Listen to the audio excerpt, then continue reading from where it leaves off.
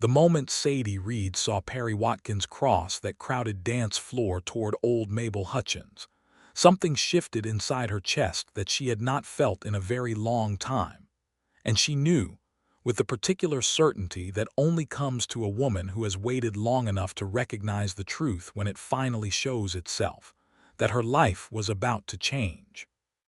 It was the autumn of 1882, and the town of Harlan Creek, nestled in the rocky folds of the Texas Hill Country, had dressed itself up for its annual harvest social the way a woman might pin a fresh flower to a worn dress, hopeful, earnest, and determined to look its very best. The Grange Hall had been swept and scrubbed by the women of the church auxiliary until the pine floors shone. Bundles of dried corn husks and ribbons of amber and rust hung from the rafters.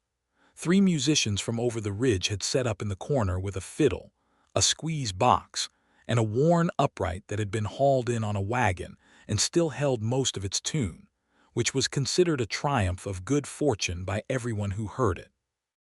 Long tables stretched along the far wall, draped with quilted runners and loaded with pies and preserves, roasted meats and cornbread, pitchers of sweet tea and cold well water, and a jar of sorghum molasses that caught the lamplight like something precious. Sadie stood near the east wall, half in shadow, a glass of sweet tea warming between her palms. She was 28 years old, though some of the older women in town still sometimes treated her like a girl, and she had the kind of quiet beauty that did not announce itself but simply remained, patient and steady, for anyone who took the time to look. Her hair was dark and caught up at the back of her neck, a few loose strands curling at her temples from the warmth of the hall. She wore a dress the color of deep water, a dark blue-green that she had sewn herself over the course of a long and lonesome July, and she had embroidered small white flowers at the collar, because she thought the plainness of the fabric needed something to speak for itself. She had come to the social because her friend Clara Bowen had practically dragged her out of the house, arguing that a woman who stayed home on harvest social night in a town of only 300 souls would be talked about as the strange Reed widow before she even had a chance to be anything else. Clara was loud and good-natured and almost always right, and so Sadie had put on the blue-green dress and pinned up her hair and walked the half-mile to the Grange Hall in the cooling October air, telling herself that she simply needed fresh air and the sight of something other than her own 4 walls. Sadie had been widowed for a little over 2 years. Her husband, Thomas Reed, had been a decent man who worked a small cattle operation north of town. He had not been a man of great passion, but he had been honest and steady, and she had loved him in the particular way that people love things that keep them safe. His death from a fever in the spring of 1880 had left her with the small property, a modest savings that she stretched carefully, a border collie named Blue, and a silence in the house that sometimes felt physical in its weight. She had not sought out company. She had not wanted it. She had been managing, but managing and living, she was starting to understand, were not the same thing. She had spotted Perry Watkins within 15 minutes of arriving, which was about how long it took to realize that there was a new face in the hall. He was not the kind of man who made a grand entrance. He had simply been there, suddenly, talking with the sheriff near the doorway, a tall man with a straightforward quality to him, not flashy, not loud, but present in a way that made the space around him feel occupied. He was perhaps 30, 31 years old, with dark hair that had been recently cut and combed, and a lean, sun-browned face that suggested long days outdoors. He wore a clean shirt of deep charcoal gray tucked into dark trousers, with a plain leather belt and worn but good-quality boots. He had left his hat somewhere, which she noticed because most of the men in the hall had kept theirs on. She had overheard Clara telling someone that he was Perry Watkins, a ranch hand who had recently taken a position with the Aldridge spread on the South Road. He had come from somewhere in New Mexico, Clara said, though she did not know exactly where. He was not married. Clara had looked meaningfully at Sadie when she said this last part. Sadie had looked away and studied her sweet tea. She had watched him, though. Not boldly, she was not that kind of woman, or at least she had not been that kind of woman for a long time, but in the way that a person at a social sometimes lets their eyes find the same place twice. He had spoken with several of the men. He had laughed once, a real laugh, and she had seen how it changed his face, opened it up, made it younger. He had eaten a piece of pie and complimented whoever had made it, and the woman, old Doris Farrow, who baked the best apple pie in 3 counties and knew it, had flushed pink with pleasure.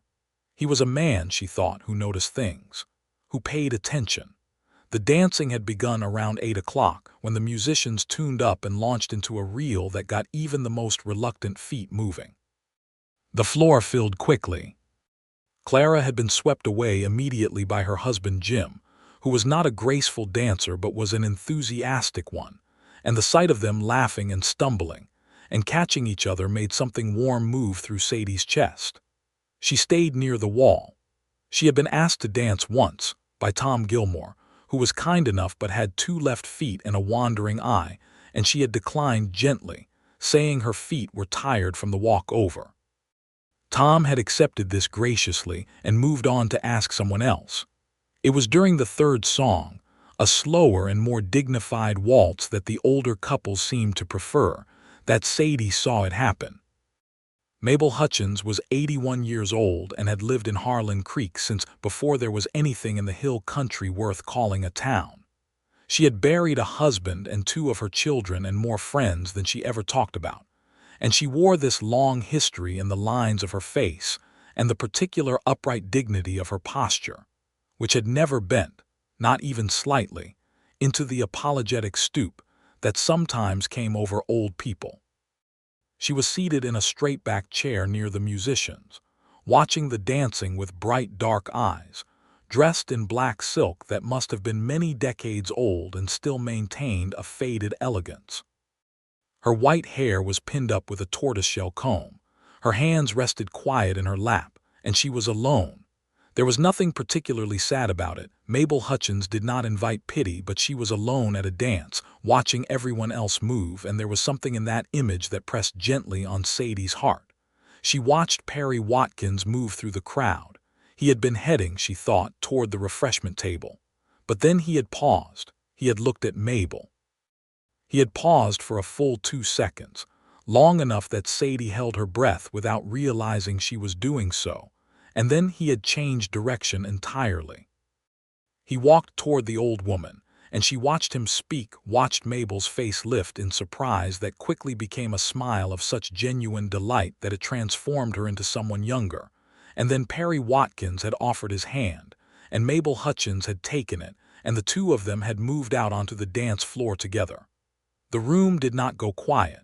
Most people did not notice, but Sadie noticed. She watched Perry guide the old woman carefully, but without excessive caution, treating her as a partner, not a patient, and she watched Mabel stand straight and proud and smile up at this young man who had chosen her, of all the people in the room, to share this moment with. She watched them dance through the whole of the waltz, Perry saying something that made Mabel laugh, Mabel saying something back that made Perry throw his head back in that same real laugh she had seen before. Sadie felt something she had not felt in 2 years and perhaps longer. She felt herself leaning toward something, toward him.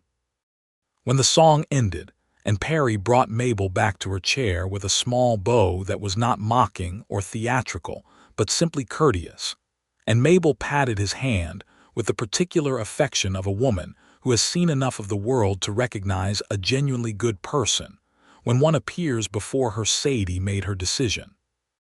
She set her sweet tea down on the window ledge behind her and pushed off from the wall. She had no particular plan. She was not a practiced flirt. She had been a wife for 6 years and a widow for 2, and whatever skill she might once have had at navigating the particular social landscape of attraction had gone somewhere she could not immediately locate. But she had made a decision, and Sadie Reed was a woman who, once she made a decision, generally found a way to move in that direction even if the path was not entirely clear. She walked toward the refreshment table, which happened to be in the direction of where Perry was now standing, talking with Henry Aldridge, the rancher who employed him. She did not walk fast. She did not look at him.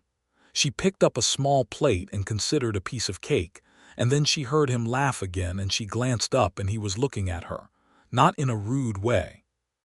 Not the way some men looked at women at these events, with that particular inventory gaze that made a woman feel like livestock at auction.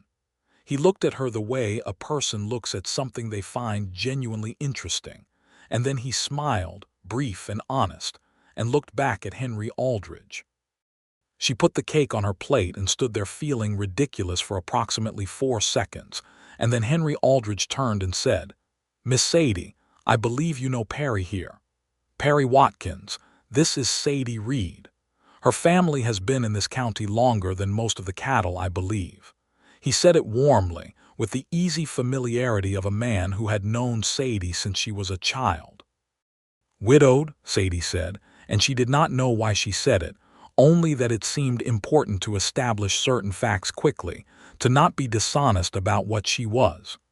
"Mrs. Reed, though I suppose Miss is just as fine." Perry extended his hand to shake hers, which she appreciated. It was the respectful gesture, not the half-bow that some men did when they did not quite know what to make of an unattached woman. "Perry Watkins," he said. "Ma'am." "I saw what you did," she said, and then felt a rush of heat in her face because that was not what she had intended to say, not at the opening of an introduction, and Henry Aldridge was standing right there looking amused. Perry tilted his head slightly. "Beg your pardon." "With Mrs. Hutchins," she said, because there was no going back now.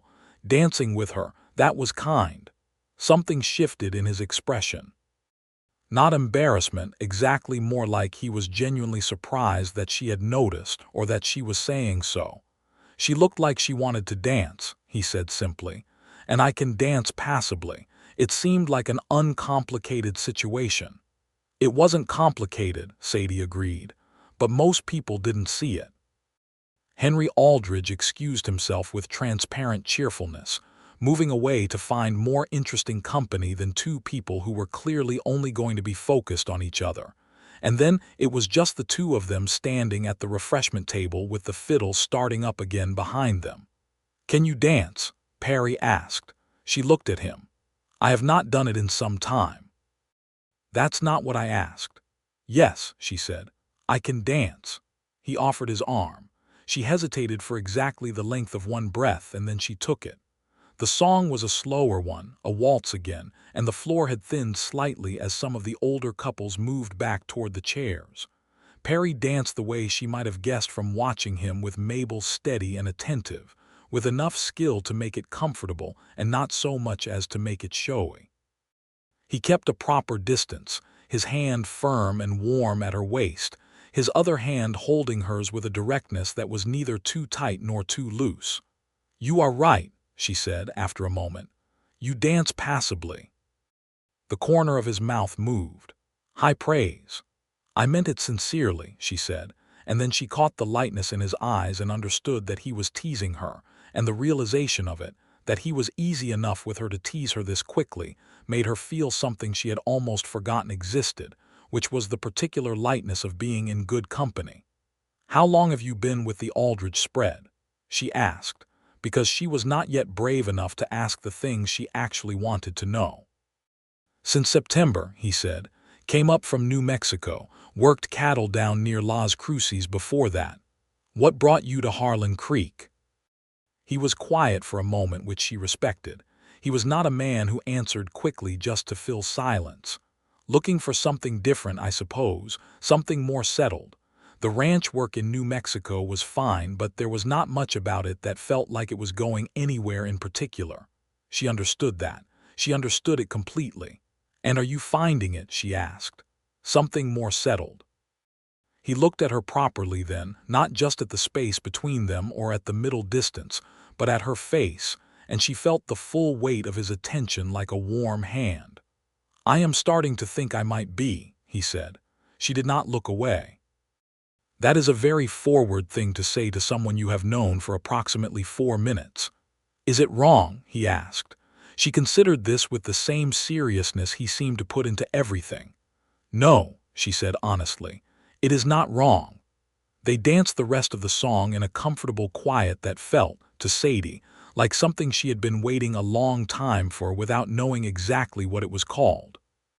When the song ended, he walked her back to where she had been standing, near the window where she had left her sweet tea, and she thought he would excuse himself, because that was what polite men did. They danced once and moved on, but he did not excuse himself. He picked up his own forgotten glass from where it had been sitting on the sill and stood beside her, and they watched the next dance begin, and then they started to talk. They talked the way people sometimes do when they find that the other person is surprisingly easy to talk to, following one thread and then another, doubling back, surprising each other. She told him about the cattle property and the border collie named Blue, and he told her about the particular vastness of New Mexico, the red rock and the dry wind, and the way the sky at night there was different from any other sky he had ever seen, larger somehow, more committed to being itself. She told him about growing up in the hill country, about her father who had homesteaded and her mother who had taught herself to read from a Bible and then taught Sadie with the same Bible, and he told her about his family in Louisiana, a mother who was still living, a father gone from a mining accident when Perry was 17, two sisters who had both married and settled in different parts of the territory. She told him about Thomas, in the straightforward way she had learned to speak about it, and he listened with the same quality of attention he gave everything, not filling the pauses with unnecessary words, not shifting or looking uncomfortable. When she finished, he said quietly, "That is a hard thing to carry," and she said, "It is lighter than it was," and he nodded as if that made perfect sense, which it did.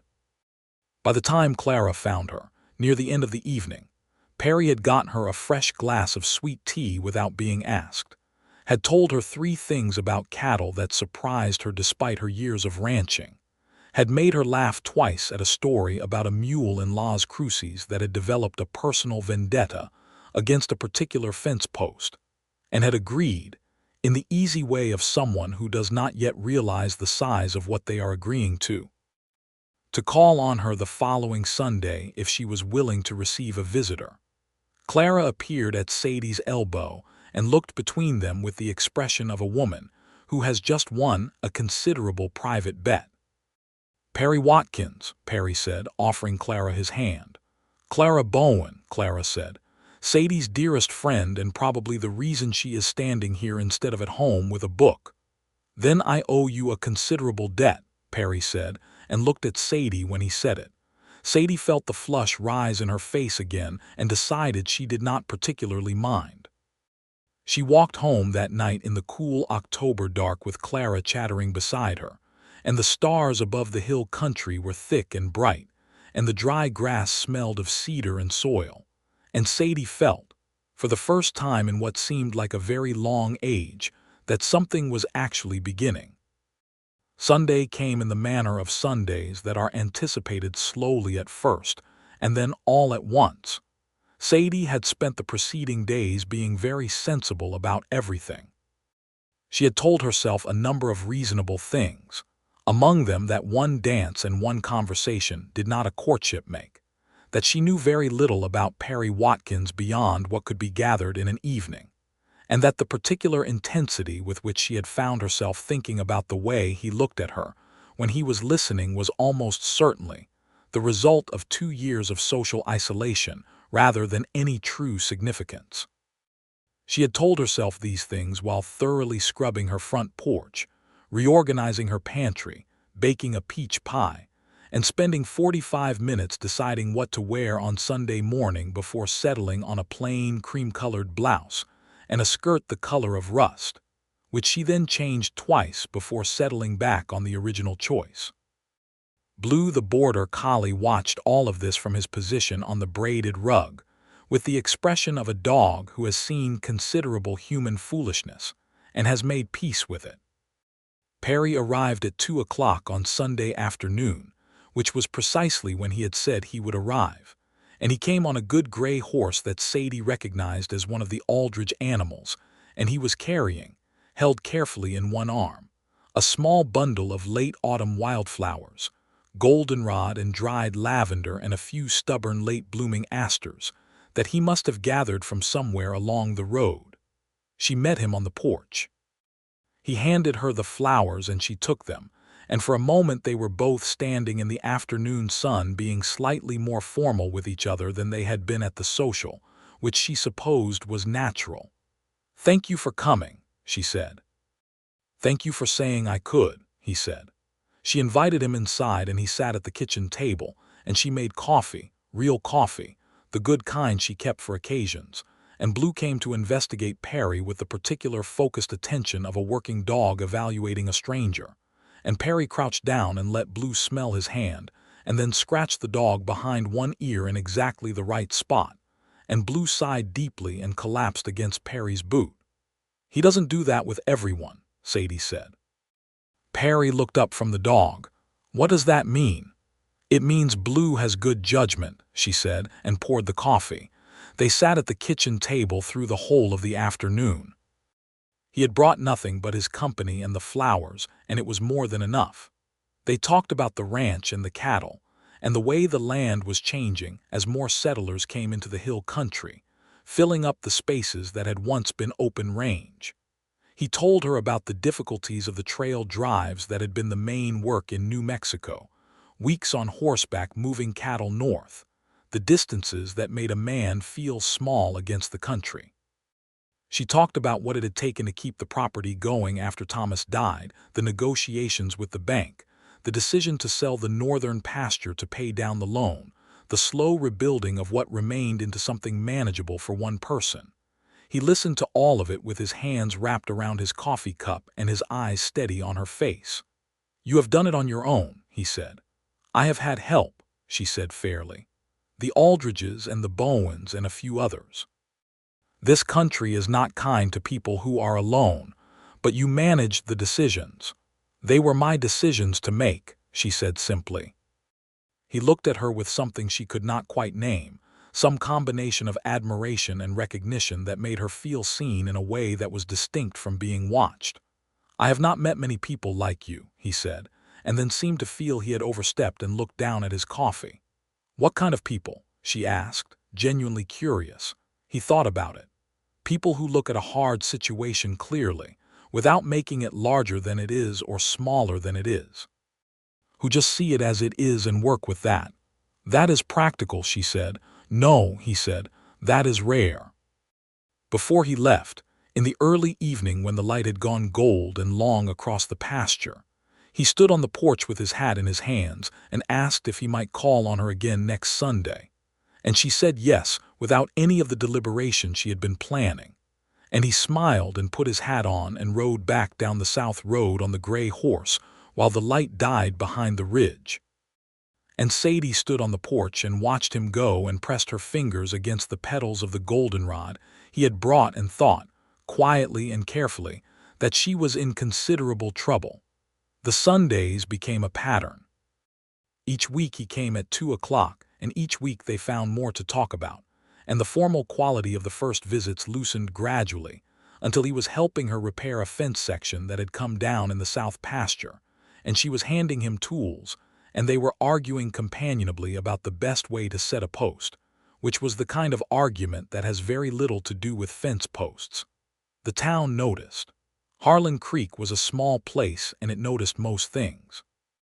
The women at the church auxiliary spoke about it with varying degrees of approval, and Clara Bowen gave her opinion freely and with great enthusiasm to everyone who asked, and several people who did not. Henry Aldridge told Perry that he hoped things were going well over at the Reed place, and Perry said they were going fine, and Henry clapped him on the shoulder and said nothing further because Henry Aldridge was a good man who understood discretion. Not everyone was warm. Edna Prout, who sat on the church auxiliary and had 2 unmarried daughters and a particular view about the proper order of things, said to Sadie one afternoon at the general store that it seemed very soon to be entertaining callers, given circumstances, and Sadie looked at Edna Prout with the full, direct, polite gaze that she had learned over the years was more effective than any sharp words, and said that she appreciated the concern, and bought her flour and molasses and walked out. She told Perry about it that Sunday, and he said, in a steady and unsurprised way, that people sometimes needed to make their discomfort about other people's choices into a moral position, and that the best response to it was generally to continue doing what was right and let the discomfort sort itself out. And Sadie thought this was one of the most sensible things she had ever heard. It was in November, the 5th Sunday, when things shifted. They had been sitting on the porch as evening came on, wrapped in their coats, watching a late storm move in from the west over the ridge, and she had been talking about her mother who had been dead 10 years, and how she still sometimes reached for things and expected her mother to be there, and Perry had gone quiet in the way he did when something touched him, and she had looked at him and seen something in his face that she recognized from her own mirror. "Your father," she said. "I was 17, he said. "He went down in a mining collapse, 3 men, they did not come out. Did you see them go in?" "No," he said. "I was working the East Drift that day. I heard it. The sound that a mountain makes when it falls into itself." She put her hand over his where it rested on the arm of the chair. He turned his hand over under hers and held it. The storm came in over the ridge in gray sheets, and the rain started, pattering on the porch roof, and they sat together with their hands clasped and watched the land turn dark and wet and said nothing, which was its own kind of conversation, the kind that happens between people who have stopped needing words to fill the space between them. He did not leave until the storm had passed and the stars were coming out again over the wet dark hill country, and before he rode away, he stood on the bottom step of the porch and held her hand a moment longer and looked up at her. "I think," he said carefully, "that I am developing feelings for you that are more than neighborly, and I wanted you to know that, so you could tell me to ride on if that's not something you want." She looked down at him, this steady, careful man who had ridden in from New Mexico with nothing more than his honesty and his good hands, and a way of paying attention that made the world feel more inhabited. And she thought about the 2 years of managing alone in the silence of the house, and she thought about the harvest social and old Mabel Hutchins dancing with her white hair bright under the lamps, and she thought about how she had known, standing against that east wall watching this man cross the floor toward an old woman who wanted to dance, that her life was about to change. "Perry," she said quietly, "I think you know very well that it is something I want." He smiled, slow and real, the same smile she had seen at the social, the one that opened his whole face up. "All right then," he said, which was exactly what he should have said. He rode home in the starlight, and Sadie went inside and sat at the kitchen table with Blue's head in her lap and the goldenrod he had brought the first Sunday, which she had dried and kept in a jar on the windowsill, and she felt the silence of the house differently now, not as a weight, but as a quiet that had a different quality, a waiting quality, like the moment before a good thing happens. December came in cold, which was normal for the hill country even if snow was not common. Sadie and Perry had moved past the formal, careful stage of Sunday visits into something more natural. He stopped by during the week sometimes, in the evenings, on his way back from a long day's work, smelling of horse and cold air and tobacco, which he did not indulge excessively but occasionally, and she would have coffee already made because she had learned to expect him, and had stopped pretending she had not. He helped with things on the property without being asked, and without making a performance of it, fixing the gate latch she had mentioned 3 weeks prior, splitting a cord of wood one Saturday morning while she was in the house, appearing on her porch with the neatly stacked results without ceremony. She made him dinner twice, and he ate everything she put in front of him with the frank appreciation of a man who has lived on his own cooking long enough to understand what real cooking is. They talked about everything. They talked about the land and the cattle and the changing weather. They talked about the town, the new families coming in, the way the old open range was being carved up by wire fences, which was a complicated thing that meant different things to different people depending on where you stood. They talked about what they believed in. Perry was a man of quiet but firm convictions, and she discovered that his fairness extended not just to old women at dances, but to a broader sense of how people deserved to be treated. He told her about watching the Apache families near Las Cruces, the way the government had been steadily taking their land for 30 years, the promises that meant nothing, the families he had seen displaced with nothing more than the clothes they wore.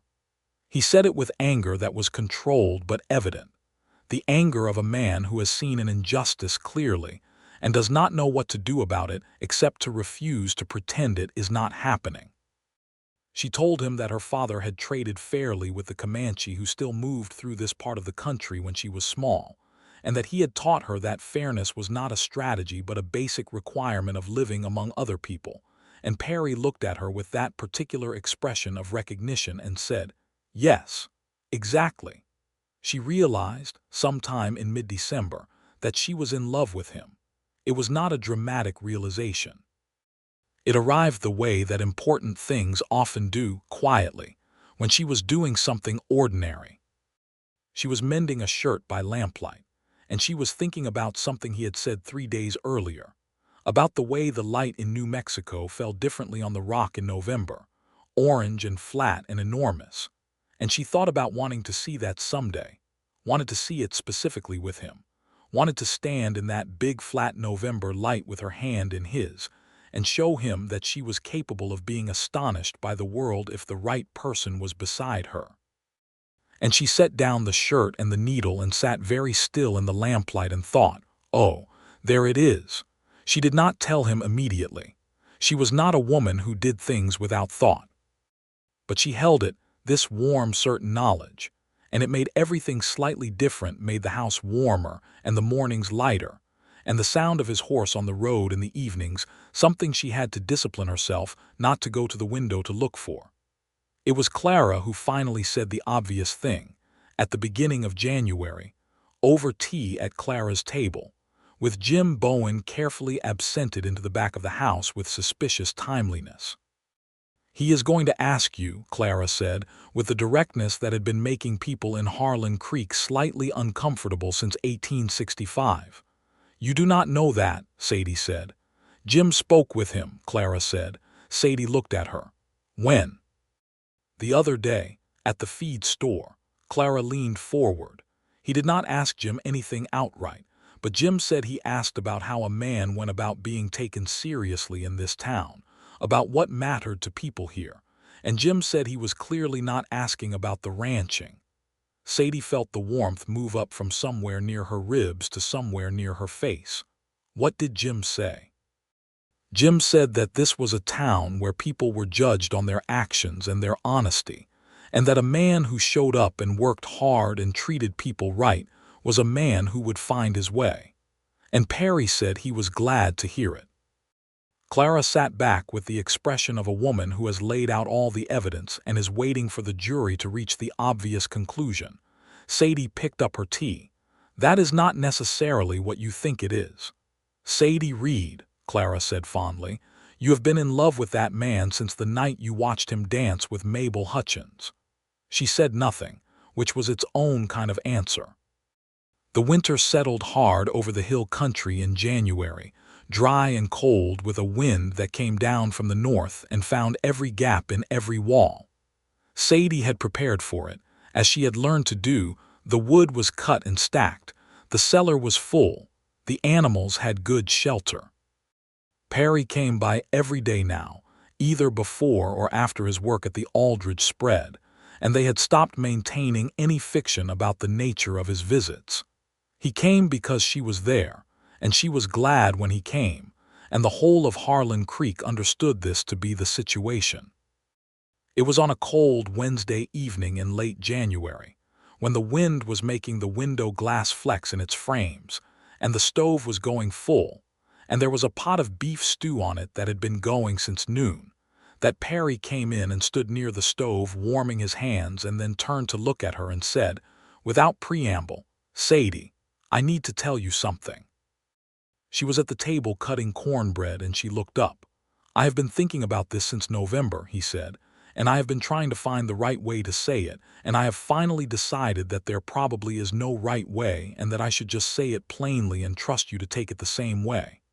"All right," she said and set the knife down. "I love you," he said. It was very simple. It was very direct. There was nothing in his face but honesty. "I am not asking you for anything right now except to know that. I love you and I want to do right by you, and I want you to have whatever time you need to know what you want, and I will be here either way." She looked at him, this man who had appeared in her town in September and had danced with an old woman at a harvest social, and had called on her every Sunday, and had fixed her gate latch and split her wood and told her about the New Mexico sky, and held her hand on the porch while the rain came in, and had never once asked anything of her except her honesty. "Perry," she said, "I love you too. I have known it for about 6 weeks and I have been waiting for the right moment to say so." Something happened in his face that she had not seen before, a kind of relief so profound and complete that it rearranged his expression entirely, and she realized that for all his steadiness he had not been entirely certain, that he had been carrying the uncertainty quietly the way he carried everything, and she crossed the kitchen floor and took his cold face in her warm hands and kissed him. It was the first time they had kissed, and it was exactly what it needed to be, warm and sure and unhurried, with the smell of wood smoke and beef stew and cold January air around them, and the wind pressing at the window glass and Blue getting up from the rug to investigate, and then, satisfied, lying back down. He held her for a long time after that, just held her, his arms around her and her face against his shoulder, and she felt the steady beat of his heart and the warmth of him, and thought that this was the feeling she had been trying to describe to herself for 6 weeks, this particular quality of being exactly where you were meant to be. February brought a cold snap that froze the water troughs and kept most people closer to their fires, and Perry and Sadie spent the cold evenings in the warm kitchen of the Reed house, eating and talking and playing cards. He was a better card player than she was, and she suspected he was not always playing his full best, which she chose not to address because she won more often than chance suggested she should.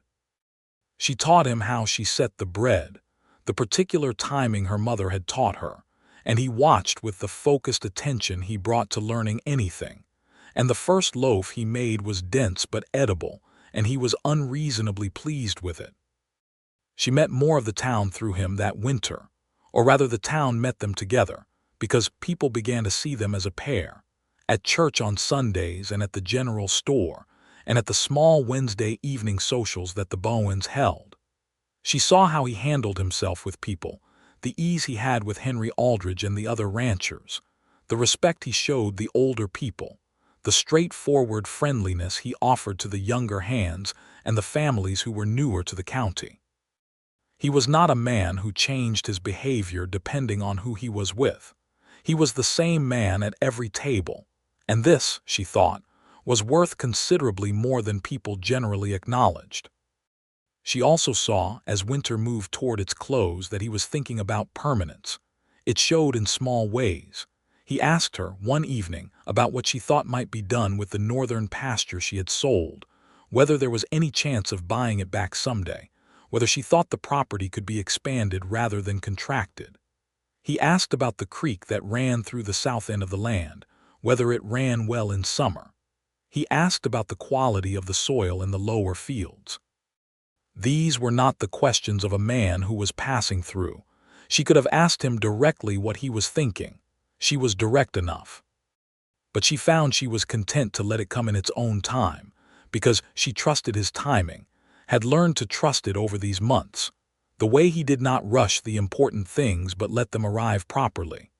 He asked her on a Sunday in early March, when the first warm spell had come through, and the pasture was starting to show the earliest green, and the plum trees along the creek were thinking about blossoming.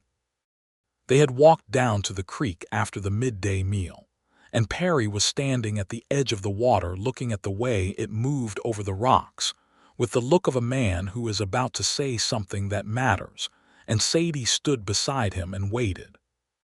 He reached into the pocket of his coat and took out a ring. It was not a store-bought ring. She could see that. It was a simple band of silver with a small turquoise stone set in it, the kind of work she had seen come out of New Mexico. And she understood immediately that it had been made there, perhaps specifically, because he had said once in passing that he knew a silversmith in Las Cruces who worked with turquoise, and she felt her throat tighten in a way that had nothing to do with sorrow.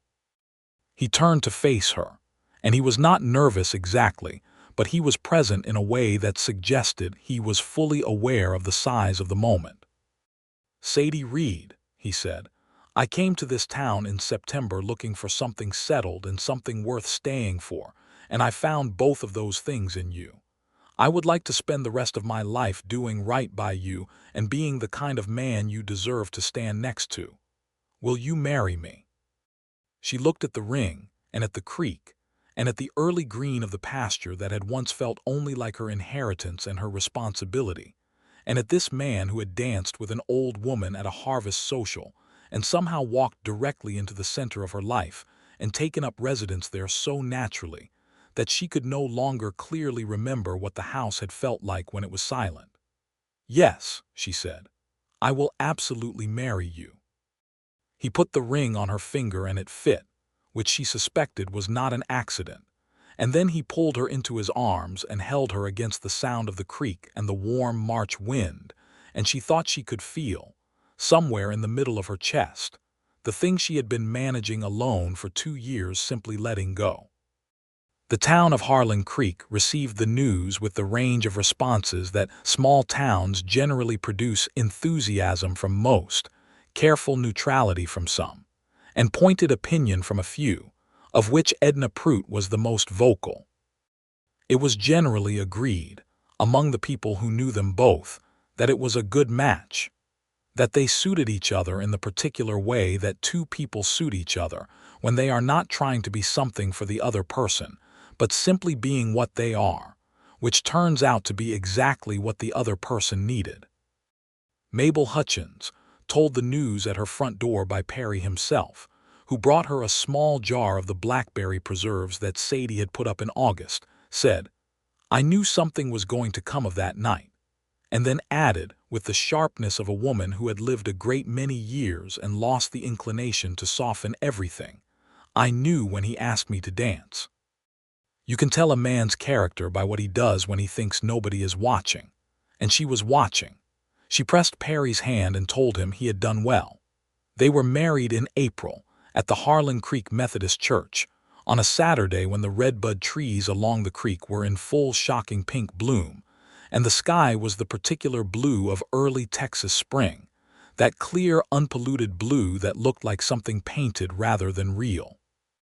Sadie wore a dress of ivory wool that Clara had helped her make, with pearl buttons up the back and a small wreath of redbud blossoms at her crown, and Perry wore a good black suit that he had ordered from San Antonio, and the same worn good boots that she had noticed the first night, which she thought told the truth about him in a way that the suit alone would not have. Clara cried through most of the ceremony and was unapologetic about it. Henry Aldridge stood as witness for Perry. Mabel Hutchins sat in the front pew and was the straightest and most dignified person in the building, which was saying something. When the minister asked if there were any objections, the formal question that was still said in those days, there was a silence, and in the silence, Sadie looked at Perry and Perry looked at Sadie, and she thought she saw the very faintest trace of humor in the corner of his eye, as if he too was aware that no reasonable objection existed.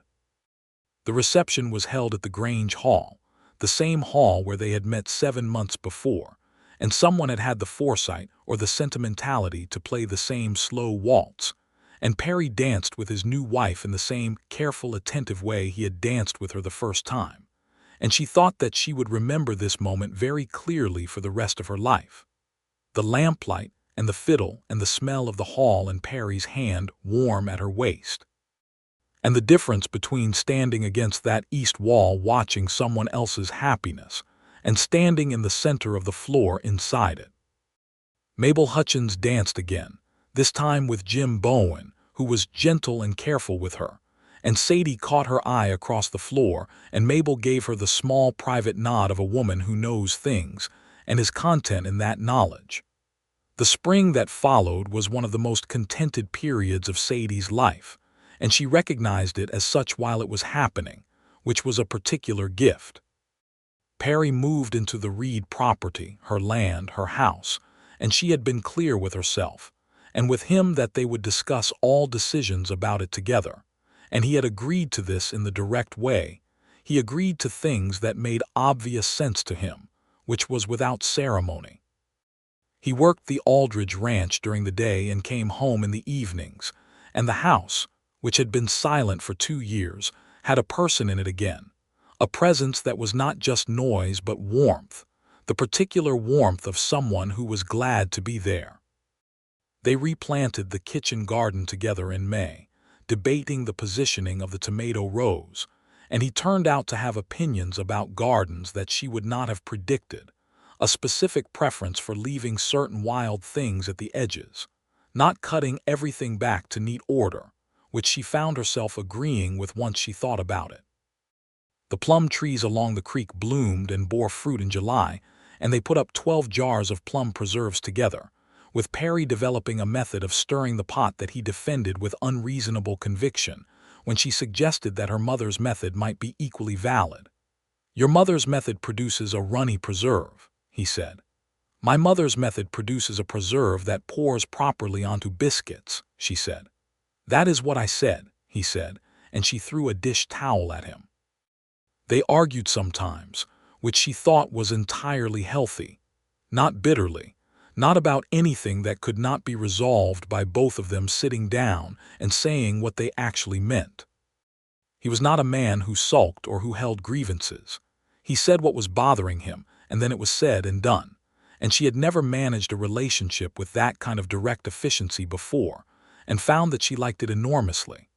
In June, Perry told her he had been offered a position by Henry Aldridge that was different from ranch hand, a kind of foreman role, overseeing the day-to-day management of the southern operations of the Aldridge spread. It came with better pay and more responsibility. He told her about it at the kitchen table the same night Henry had mentioned it, laying it out fully, the pros and the complications, the longer hours it might sometimes require, the ways it might affect how much time he had to give to their own property. He did not say, "I am going to take it."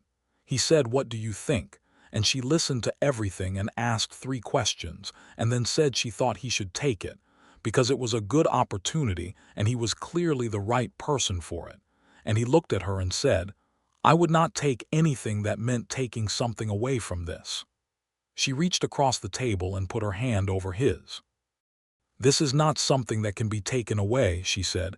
"This is not that fragile." He looked at her. "No," he said slowly, "it is not." He squeezed her hand. "I will take it."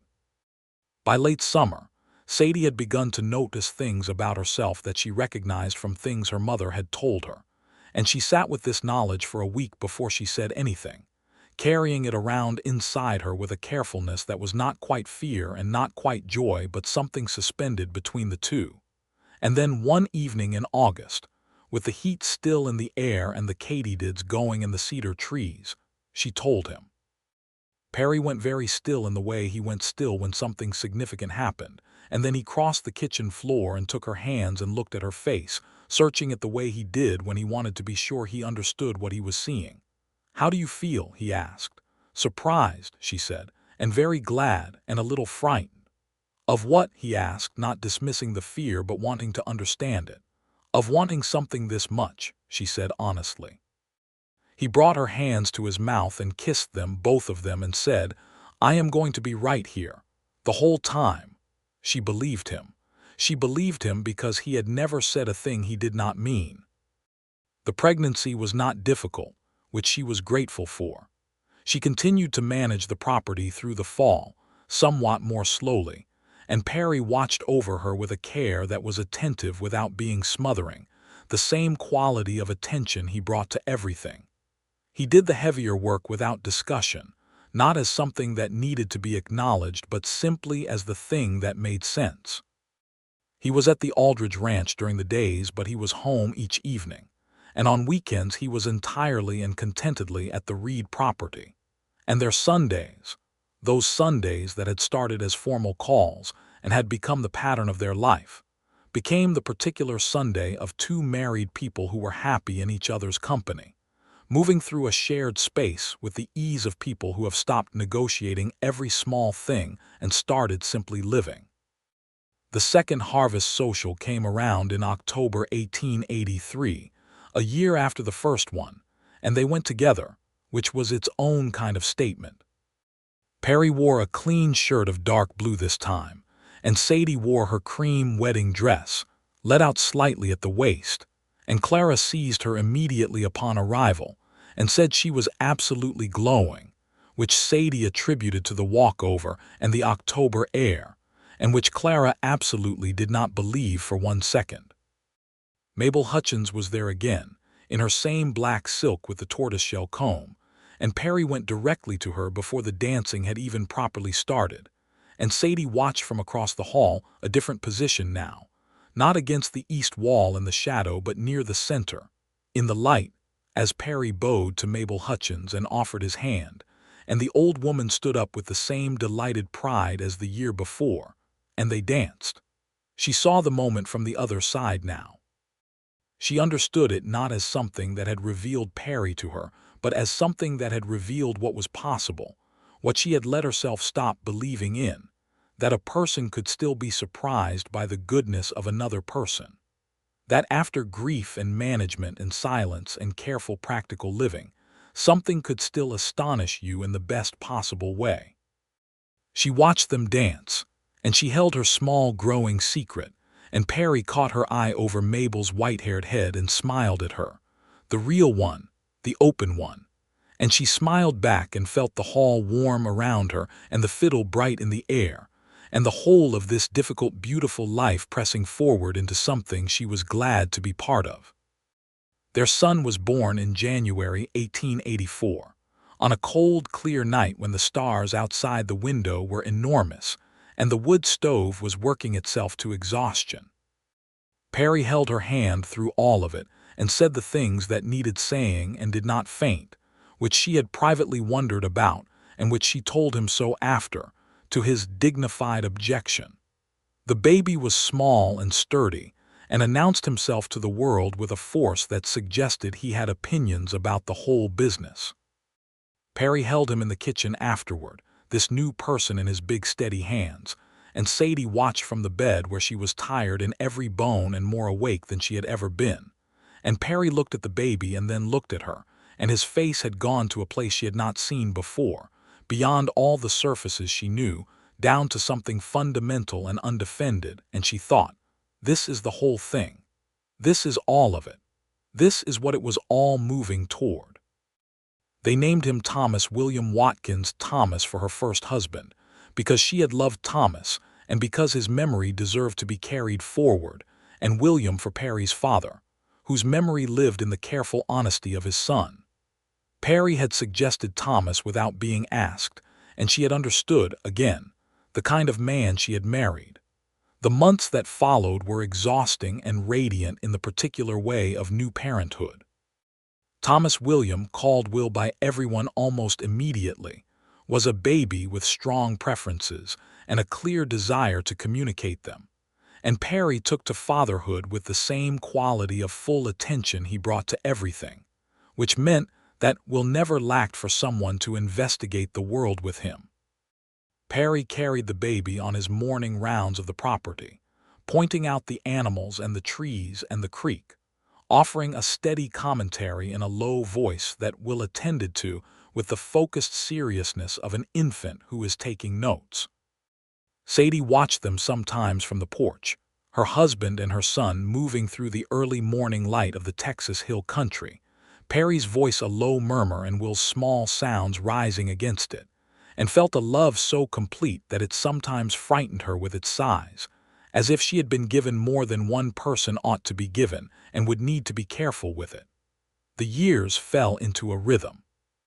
Perry was promoted again at the Aldridge spread, eventually becoming essentially the manager of operations across the whole property, a position that reflected his capability and Henry Aldridge's trust in him, and he did it without becoming a different person, which was the test of it.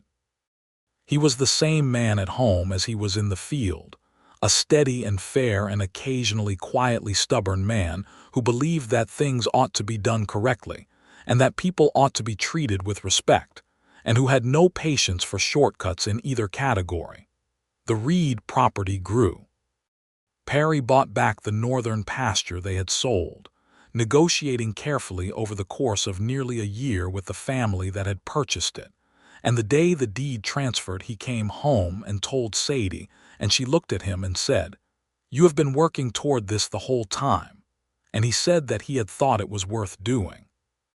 They expanded the cattle operation to fill the recovered land, and Blue the border collie, who was getting old and slower but had lost none of his authority, supervised the new cattle with the same focused dignity he had always brought to the job.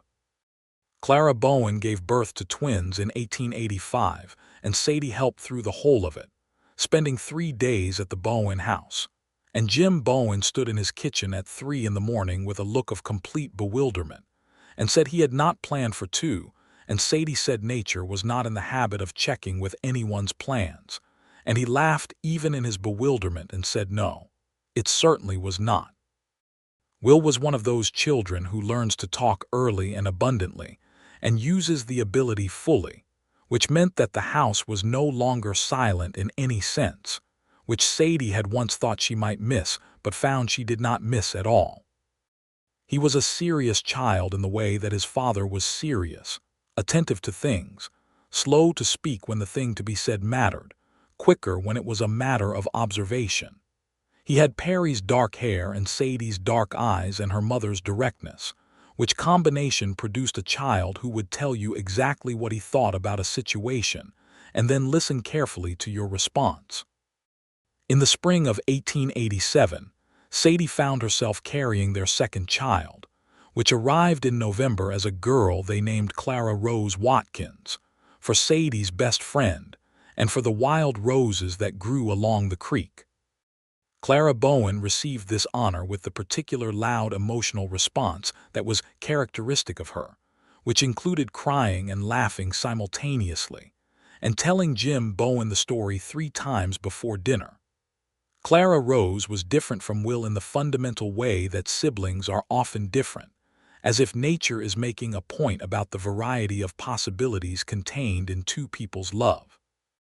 She was cheerful and persistent, and had a specific smile that she deployed to considerable effect from approximately 3 months of age, which Perry said was entirely deliberate, and which Sadie said was probably true. Will took his role as older brother with great seriousness, offering commentary on Clara Rose's developmental progress with the authority of a small person who has been an only child long enough to have opinions about it. He told her the names of things with the same careful patience that Perry had used with him on the morning rounds, pointing at the world and offering it up in words. Perry watched his children grow with a wonder that he did not try to hide. She had noticed this about him, that he did not consider it necessary to be unmoved by moving things. He cried when his mother died in the winter of 1886, a proper grief that he did not minimize, and he laughed at their children without embarrassment, and he looked at Sadie sometimes with something on his face that was so simply and completely love that it made her chest ache with the fullness of it.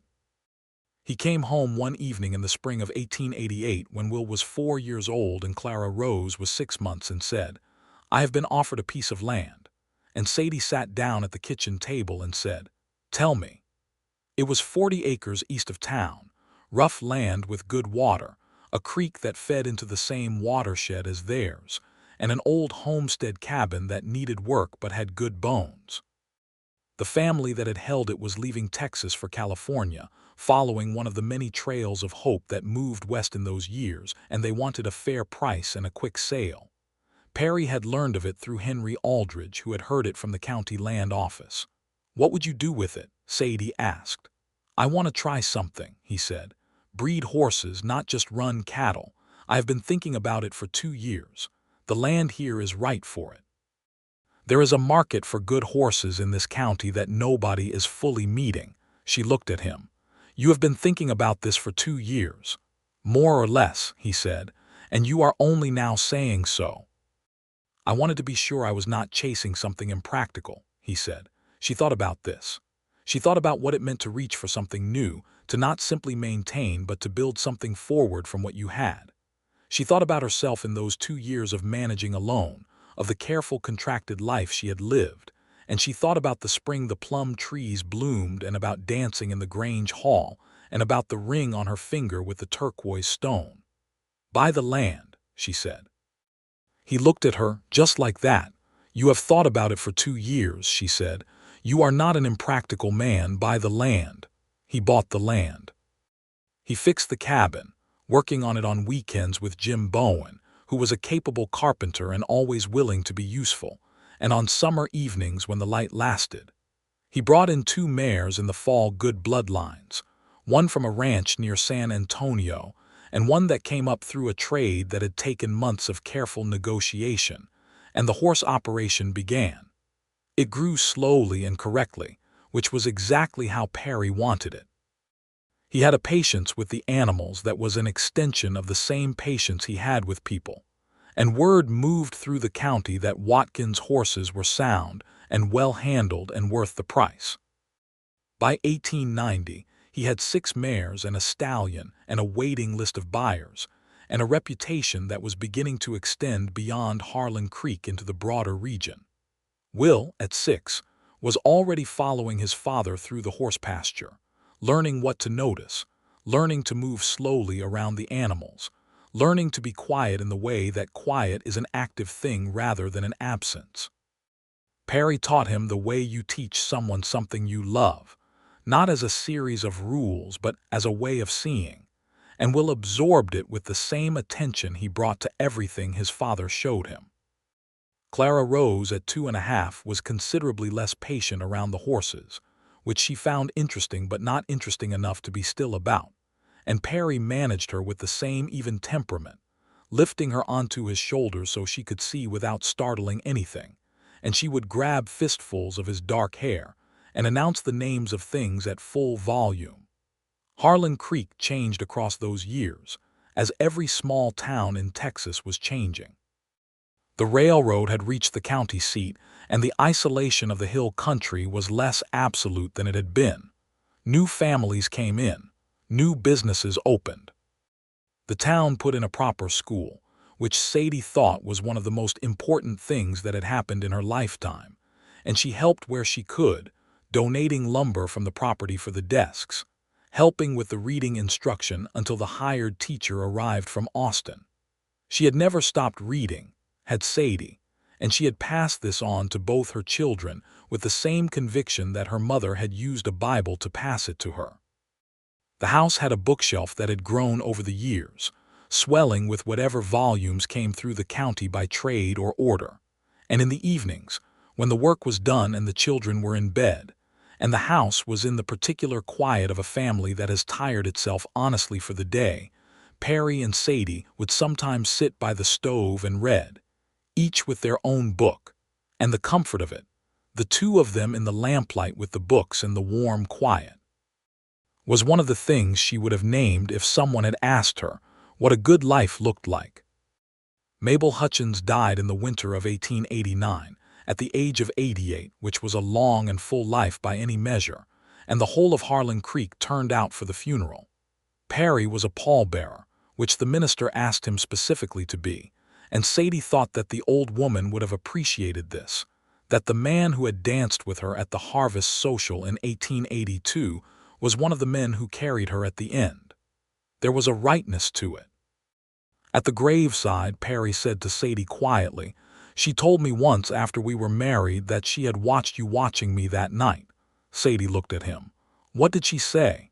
"She said she saw you make a decision," he said. "She said she had lived long enough to know what that looked like on a woman's face." Sadie thought about that east wall and the lamplight and the particular clarity of watching a good man choose to see an old woman who wanted to dance. She thought about the weight of what she had felt and the speed with which she had pushed off from the wall toward the thing that was beginning. She was right, Sadie said. Perry took her hand.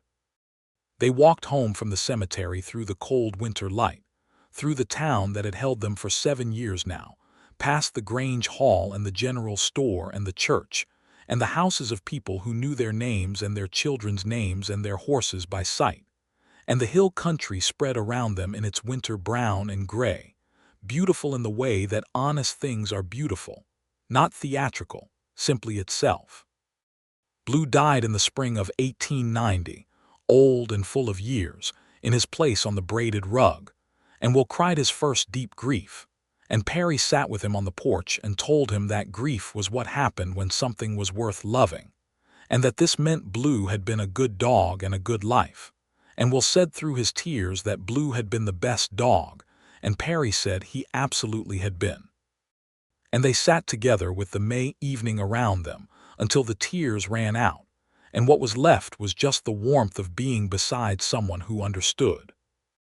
In the summer of 1891, when Sadie was 37 years old and Perry was 39, and Will was 7 and Clara Rose was 4, Sadie found herself carrying their third child, which came in the following February as a boy they named James Henry Watkins, James for no one in particular, only because it suited him immediately upon arrival, and Henry for Henry Aldridge, who had given Perry the chance that had made all the rest of it possible, and who, when told of this naming, sat down heavily in his chair at the Aldridge house, and was moved in a way he clearly had not prepared to be. James was a robust and cheerful baby who ate with the seriousness of a person with important goals, and slept with the authority of a person who has decided the matter is settled. Clara Rose, at 4, took an instructional interest in her new brother that was not always convenient but was always sincere. Will regarded him with the considered benevolence of an elder brother who is too old for babies, but has not quite worked out where the correct amount of interest should land. And then James smiled at him one morning, a wide, genuine, toothless smile aimed directly at Will, and Will was entirely lost. The house, which had been silent once, was now a house in the full sense, full of sound and motion and argument and laughter, full of meals and lessons, and the particular nighttime sounds of small people who do not know they are making them, full of Perry's boots on the floor in the morning and Blue's replacement, a new border collie puppy named Ranger, who had none of Blue's dignity but all of his intelligence, and who was being trained by Will with more ambition than method but good results. Sadie looked at her life sometimes with a kind of quiet astonishment. Not because it was surprising that a life could grow into this, she had believed in the possibility, but because she had come close in those 2 silent years to believing the contracted version of things, the managed version, the version where you simply maintained what you had and did not reach for what was possible. She had come close to staying against that east wall for the rest of her life. But she had watched a man cross a dance floor toward an old woman who wanted to dance, and she had made a decision, and the decision had been the most important act of her adult life. Perry was 42 years old in the summer of 1894, and the horse operation had grown to the point where it occupied as much of his attention as his work for the Aldridge spread, and Henry, who was growing older and beginning to think about what came next for his ranch, had a conversation with Perry that spring about a different kind of arrangement. Henry had 2 daughters and no sons, and both daughters had married men who had no interest in ranching, and what Henry wanted was to know that the land he had spent 40 years building would be managed by someone who understood it. He proposed to Perry a kind of partnership arrangement that would give Perry increasing authority over the Aldridge operations in exchange for a portion of the ranch's proceeds, with a longer-term arrangement that would eventually give Perry and Sadie a deed to the southern quarter of the Aldridge land. Perry brought this home and told Sadie at the kitchen table on a Sunday evening, with Will doing his lessons in the other room and Clara, Rose, and James already in bed, and Sadie listened to all of it and then sat for a moment with her hands flat on the table. "What do you want?" she asked. "I want to know what you think," he said. "I think it is a fair offer from a fair man," she said. "I think Henry trusts you and that trust is earned. I think you have been the right steward of that land for 12 years and you will continue to be." She paused. "What I want to know is whether this is what you want or whether what you really want is to focus on the horses." He looked at her. Then he laughed, a short, honest laugh. "You always ask the right question." "I asked first," she said. He considered it seriously. "Both," he said. "I want both. I think the Aldridge land and the horse operation can coexist. I think they are complementary. But yes, the horses are what I am most myself with." "Then take Henry's offer and grow the horses alongside it," she said. "You are not someone who does one thing at a time, and there is no point in pretending you are." He reached across the table and took her hand, the same gesture that had become the physical language of everything between them, the reaching, the holding, the steadiness of his hand over hers. "I don't know what I would do without your clarity," he said. "You would manage," she said, "but I am glad you have not had to find out." Will at 10 was already what he was going to be, thoughtful and steady, with his father's patience and his mother's directness, already clearly a person who would work with the land in one form or another, already asking questions about water rights and soil, and the economics of cattle versus horses that surprised even Perry. Clara Rose at 7 was something different, a brightness and a stubbornness combined, interested in everything, particularly the school, which she attended with an enthusiasm that her teacher described as one of the more forceful presences she had encountered in a classroom, and which Sadie took as a compliment because it was. James at 3 was still discovering what he was, though he had a particular affinity for animals that suggested the horses might claim him too. In the fall of 1894, Harlan Creek held its annual harvest social again, and Sadie and Perry went together as they always did, and Will came for the first time, dressed carefully in his good shirt, serious about the occasion. The Grange Hall was the same hall, with the same pine floors and the same amber ribbons and the musicians in the corner, and Sadie stood in the middle of the hall, not against the east wall, not against any wall, and thought about 12 years. She thought about who she had been, standing alone against the east wall in her blue-green dress with her sweet tea warming in her hands, watching a man she had never met choose an act of simple kindness, and deciding, with the certainty of a woman who had been waiting long enough to recognize what mattered, that she was going to walk toward it. Perry appeared at her elbow, back from whatever conversation had briefly occupied him, and took her hand. "What are you thinking?" he asked. "That I have been standing in this hall for 12 years, she said. He looked around the room, the same room where it had begun, and she saw him making the same accounting that she was making, measuring the distance between then and now. "I remember the exact moment I saw you," he said. She looked at him. "You were dancing with Mabel." "I had already seen you before that," he said. "You were standing by the east window in a dark blue dress. I saw you when I came in." She had not known this. "You did not show it." "I was working up to it," he said, and the corner of his mouth moved. "I was trying to figure out how to justify a reason to speak to you. And the waltz was your reason." "The waltz was my reason," he confirmed. She thought about this, that the whole of it had been moving before she realized it was moving, that he had already seen her and she had already seen him, and they had both been working toward the same center without knowing the other was doing the same. That the harvest social in 1882 had not been a beginning but a meeting of two things that were already underway. "I watched you with Mabel," she said, "and I made a decision." "I know," he said. "She told me." She looked up at him, and he was looking at her in that way he had, the full weight of his attention, seeing her clearly the way he always had. And she thought about the east wall and the lamplight and the turquoise ring and the plum trees along the creek and the bread rising in the kitchen and Will's serious face, and Clara Rose's wide smile and James's trust that the world was fundamentally good, and the body of a life built from a single decision, made on a harvest social night in October 1882.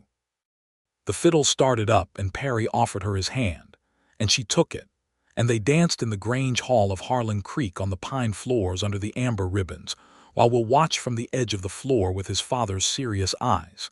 And the musicians played, and the lamps burned warm against the October night, and Sadie Reed Watkins danced with her husband in the center of the room she had once watched from the edge of, and every single thing that was good in her life had started here, with this man. With the choice he had made to see an old woman who wanted to dance, and the choice she had made to walk towards someone capable of that. There were more years after that, good years and hard years the way all years are, years with illness and recovery and loss and the ordinary difficulty of living, and years of such specific contentment that they were almost embarrassing in their abundance.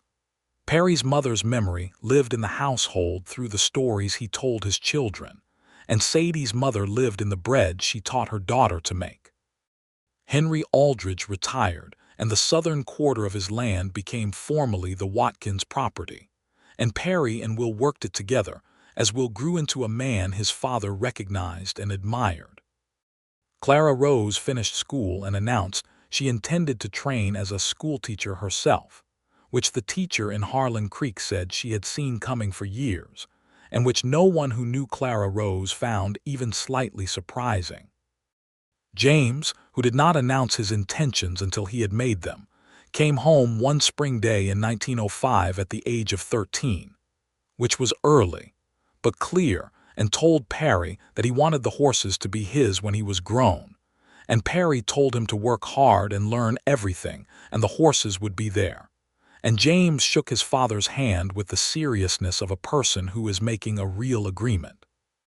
There were grandchildren in the years that followed, Will's children first, a boy and then 2 girls, and they came to the house on Sundays the way Sundays had always been for this family, tables full, voices loud, Blues descendant Rangers descendants under the table hoping for something to fall, Perry at the head of the table doing the accounting of all that was present in the same quiet, satisfied way he had always done it.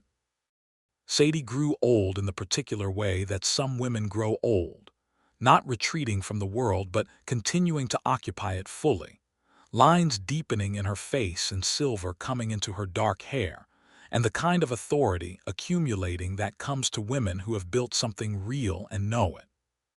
Perry's dark hair went silver too, and then white, and the leanness of the trail hand became the solidity of a man with roots, and he still moved through the morning round of the property, with the same attention he had always brought, noting things, naming them to whoever happened to be beside him, still paying the full weight of his attention to whatever was in front of him. He still danced with old women at the harvest social when there were old women without partners. This was not something he talked about or made into a pattern he was aware of. He simply noticed each year who was sitting without being asked, and he asked them. The town knew this about him. It was simply part of what Perry Watkins was. Sadie watched from the center of the room every year, and the watching was different now from how it had been at the beginning. Not longing and not decision, but recognition. The particular pleasure of knowing precisely what you are seeing, of having long since identified the thing that mattered and found yourself still in possession of it after all the years.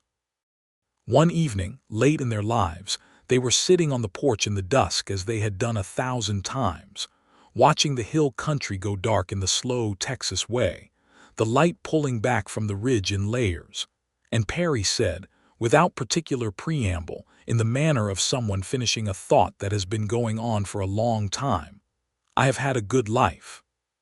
She looked at him, this white-haired steady man with the turquoise ring still worn at his finger, the same ring he had put on when they married and never removed. "Yes," she said, "you have." "So have you," he said, and looked at her with the same clear attention he had turned on her from the moment he first crossed a room toward her, the same quality of seeing her and being glad about it. "So have I," she agreed.